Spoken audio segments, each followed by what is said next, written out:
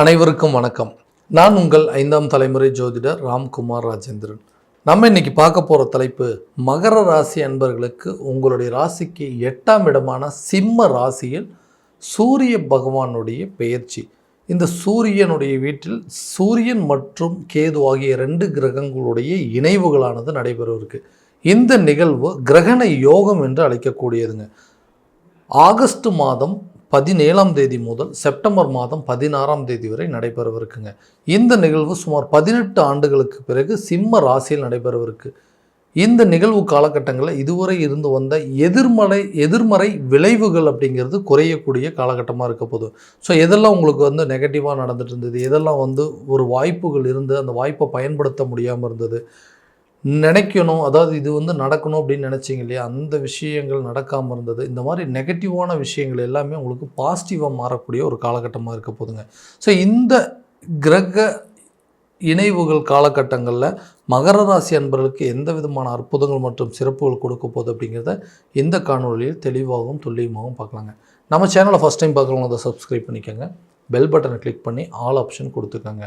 சனி பகவானை அதிபதியாக கொண்டவர் இந்த மகர ராசி அன்பர்கள்.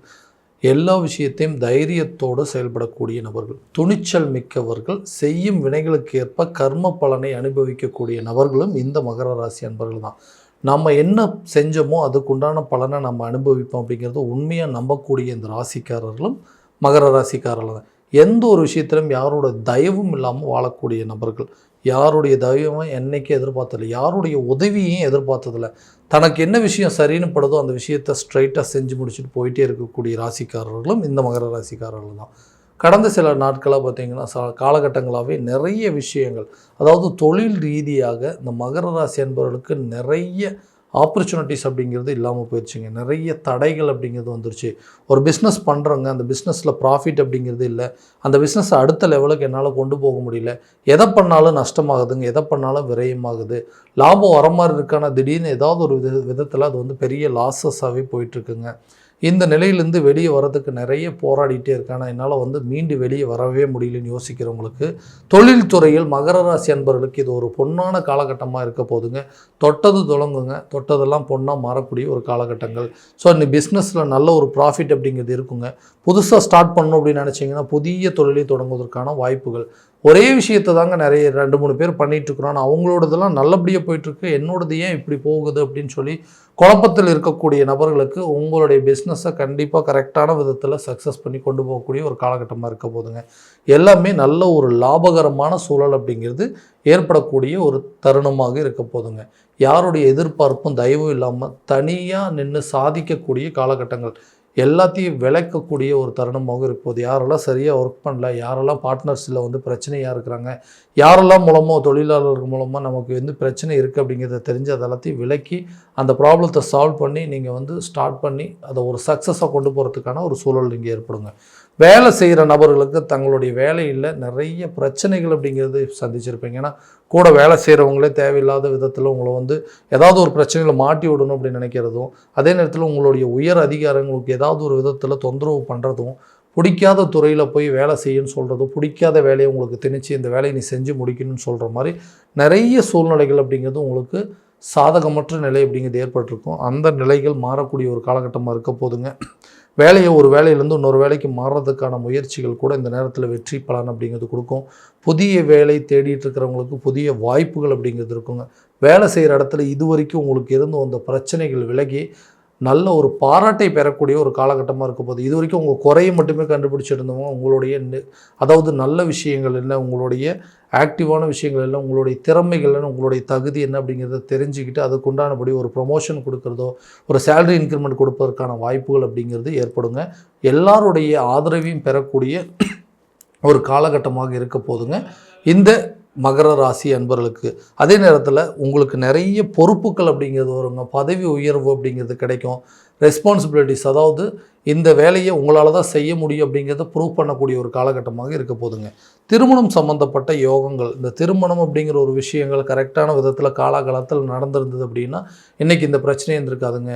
ரொம்ப வருஷமாக ஓகேங்க, லைஃப்பில் செட்டில் ஆகிட்டு இல்லை சில பொறுப்புகள் இருக்குது, இது எல்லாத்தையும் பண்ணிவிட்டு அதுக்கப்புறம் பண்ணலான்னு நினச்சா இன்றைக்கி காலம் போனதுக்கப்புறமா என்னங்க இவ்வளோ வருஷமாக பார்க்காம இருந்துட்டீங்க, ரொம்ப வயசான மாதிரி இருக்குங்க, எதுவும் ரொம்ப ஏஜ்டு ஆயிடுச்சிங்க பொண்ணுக்கு இல்லை பையனுக்கு ஏஜ் ஆயிடுச்சு அப்படின்னு சொல்லி இது ஒரு காரணமாக காட்டி வந்து திருமணத்தை வந்து நடக்காத அளவுக்கு சில சூழ்நிலைகள் அப்படிங்கிறது ஏற்பட்டுருச்சுங்க.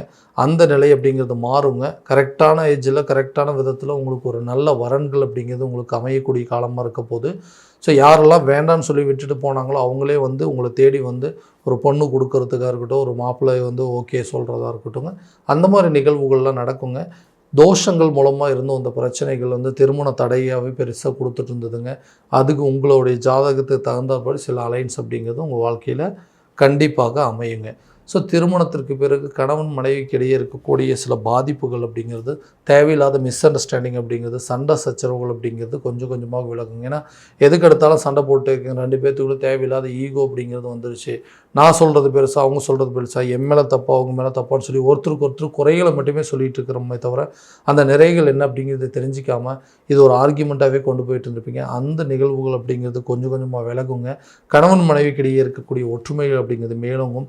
அவங்களுடைய தேவைகளை புரிஞ்சு அந்த தேவைகளை பூர்த்தி செய்யக்கூடிய ஒரு காலகட்டமாக இருக்க போது, அவங்களுடைய எதிர்பார்ப்புகளை நிறைவு செய்யக்கூடிய ஒரு தருணமாக இருக்க போது, காதலர்கள் மத்தியில் இருக்கக்கூடிய பிரச்சனைகள் அப்படிங்கிறதும் தீருங்க. அவங்களுக்குள்ளே இருக்கக்கூடிய சண்டை சச்சரவுகள் கொஞ்சம் கொஞ்சமாக விலகி ஒற்றுமையை மேலோங்கி அந்த காதல் சம்மந்தப்பட்ட விஷயத்தை திருமணம் சம்மந்தப்பட்ட ஒரு ஒப்புதல்களை பெறக்கூடிய ஒரு காலகட்டமாக இருக்க போதுங்க. ஒரு லைஃப்லேருந்து வெளியே வந்துட்டோங்க, இனிமேல் புதுசாக ஒரு லைஃப்குள்ளே என்ட்ரி ஆகணும்னு நினச்சா கண்டிப்பாக அதில் ஏதாவது பாதிப்பு வந்ததுன்னா அதை மறுபடியும் அதிலிருந்து வெளியே வரவே முடியாது. ஏன்னா அந்தளவுக்கு நிறைய கசப்பான சம்பவங்கள் அப்படிங்கிறத என்னோடய வாழ்க்கையில் பார்த்துட்டான். இனிமேலாவது ஒரு நல்ல எதிர்பார்த்தபடி வாழ்க்கையை அமையுமானா, ஏன்னா நான் தேடி போன வாழ்க்கை தான் எனக்கு சரியான விதத்தில் அமையலை. என்ன தேடி வர லைஃபாவது நல்லபடியாக இருக்குமா, ஒரு நல்ல ரிலேஷன்ஷிப் கொண்டு போக முடியுமான்னு எதிர்பார்க்குறவங்களுக்கு உங்களுடைய வாழ்க்கையை அடுத்த கட்ட லெவலுக்கு கொண்டு போகிறதுக்கான சூழல் அப்படிங்கிறது இருக்குங்க. வரக்கூடிய வாழ்க்கை நீங்கள் எதிர்பார்த்தபடி இருக்கக்கூடிய சூழல் அப்படிங்கிறது ஏற்படுங்க. குழந்தை பாக்கியம் இல்லாத தம்பதியினருக்கு குழந்தை பாக்கியம் அப்படிங்கிறது கண்டிப்பாக ஏற்படும். ஏன்னா அந்த குழந்தை பாக்கியம் இல்லாததுனால தான் நிறைய பிரச்சனைகளை சந்திச்சிட்டேன்.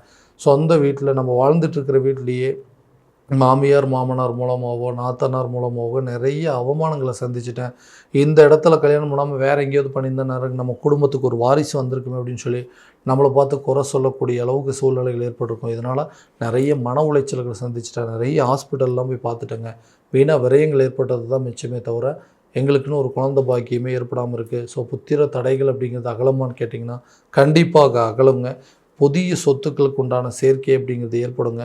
புதிய வீடு கட்டுவதற்கான முயற்சிகள், புதுசாக ஒரு ப்ராப்பர்ட்டி வாங்கிறதுக்கான வாய்ப்புகள், கார் வாங்குவதற்கான யோகம் அல்லது வண்டி வாகனம் வாங்குவதற்கான யோகங்கள் அப்படிங்கிறதெல்லாம் கண்டிப்பாக இந்த காலகட்டங்களிலே ஏற்படுங்க. எல்லா விஷயத்தையும் மீறி நம்மளோட ஒரு விஷயத்தை நினச்சிட்ருக்கோம், அது வந்து சரியான விதத்தில் வந்து அமைய மாட்டேங்குது. ஏன்னா இவ்வளோ நாள் வரைக்கும் வாடகை வீட்லேயே வாழ்ந்துட்டுருக்குறோங்க. ஒரு புதுசாக ஒரு வீடு கட்டணும் அப்படின்னு சொல்லி ஒரு ஸ்டெப் எடுத்து வைக்கணும்னு நினச்சா ஆரம்பித்த இடத்துலையே தான் நிற்கிறோம். ஏன்னா அந்த வீடு கட்டுறதுக்கு வச்சுருந்த பணத்தை ஒருத்தர் உதவின்னு கேட்டாங்க, அந்த பணத்தை வந்து உதவி கொடுத்தோம். அந்த பணம் எங்களுக்கு கரெக்டான நேரத்தில் வந்து சேரலைங்க.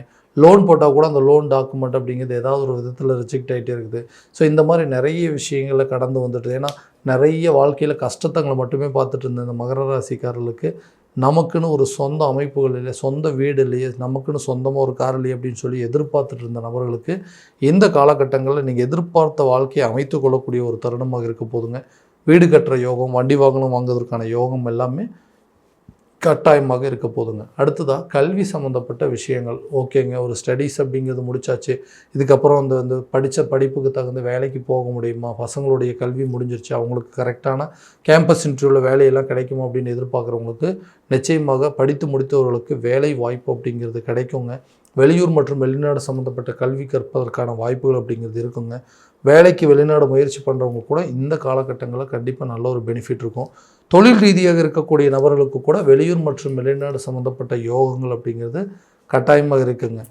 ஸோ இந்த கல்வி சம்மந்தப்பட்ட அனுகூலங்கள், ஞாபக மறதிகள் அப்படிங்கிறது குறையுங்க. கல்வி சம்மந்தப்பட்ட விஷயத்தில் சில விரயங்கள் அப்படிங்கிறது நடப்பதற்கான வாய்ப்புகள் அப்படிங்கிறது இருக்குது.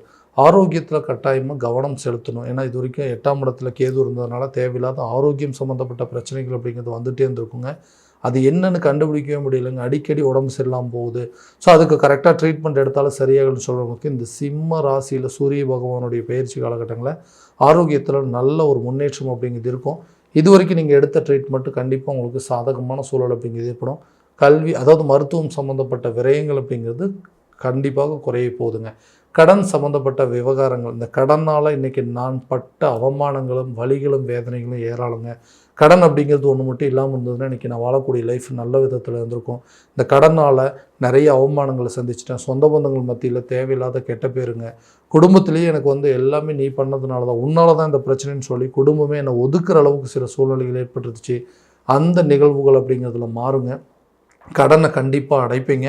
கடன் இல்லாத வாழ்க்கையை வாழ்வதற்கான முயற்சிகள் அப்படிங்கிறது உங்களுக்கு மேலோங்கும். கடனை அடைப்பதற்காக நீங்கள் எடுக்கக்கூடிய ரிஸ்க் எல்லாமே உங்களுக்கு கண்டிப்பாக ஒரு விதத்தில் ஃபேவராகவே நடக்கக்கூடிய தருணமாக இருக்க போதுங்க. ஸோ நீண்ட நாட்களாக இருந்து வந்த சில ஆசைகள் அப்படிங்கிறது நிறைவேறும். இதெல்லாம் பண்ணணும், இந்த மாதிரி விஷயங்கள்லாம் எனக்கு நடக்கணும் அப்படின்னு ஆசைப்பட்டீங்க இல்லையா, அந்த மாதிரி விஷயங்கள் அப்படிங்கிறது நிச்சயமாக உங்களுக்கு ஃபேவராக இருக்க போதுங்க.